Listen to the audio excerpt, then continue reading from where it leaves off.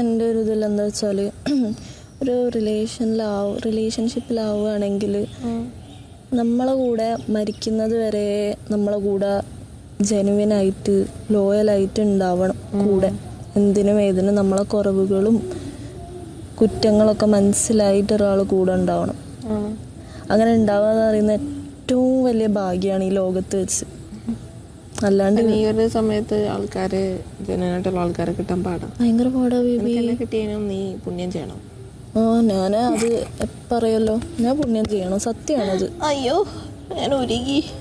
ഇല്ല, ഞാൻ സത്യമേ പറയുള്ളൂ, ഞാൻ പുണ്യം ചെയ്യണം. കാരണം എൻ്റെ പാർട്ട്ണർ എന്നെ നോക്കുന്ന പോലെ എനിക്ക് എൻ്റെ പാരൻസിന് പോലും എന്നെ നോക്കാൻ പറ്റിയിട്ടില്ല.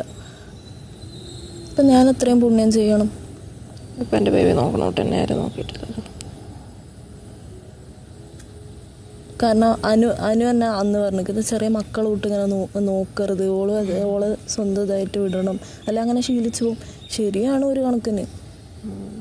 ബേബിക്ക് ആ ഒരു ഇതാണ്, ബേബി ഇങ്ങനെ മക്കളെ പോലെ നോക്കും. ഞാൻ ഇവിടെ എത്തിയതിനു ശേഷം ബേബിനെ ഞാൻ അങ്ങനെ ഇതാക്കല്ല, ബേബി എന്നെ സ്വന്തം ചെയ്യണം എന്നേ ഞാൻ വിചാരിക്കുള്ളൂ. കാരണം എന്താ, അല്ലെങ്കിൽ ബേബി അത് ശീലിച്ചു പോകും.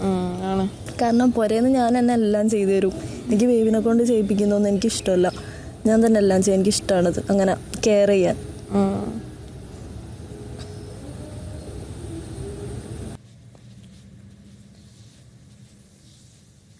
എന്തെങ്കിലും